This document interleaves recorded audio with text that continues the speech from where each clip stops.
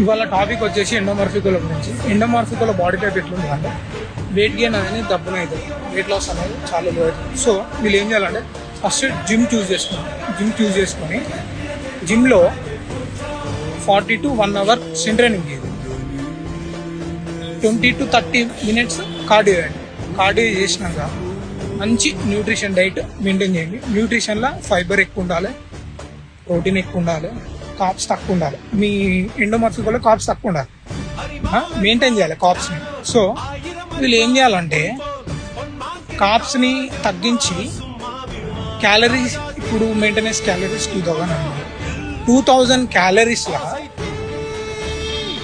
2 or 300 తగ్గారు. అంటే for suppose 2000 calories అంటే 1700 calories అట్లా తినాలి.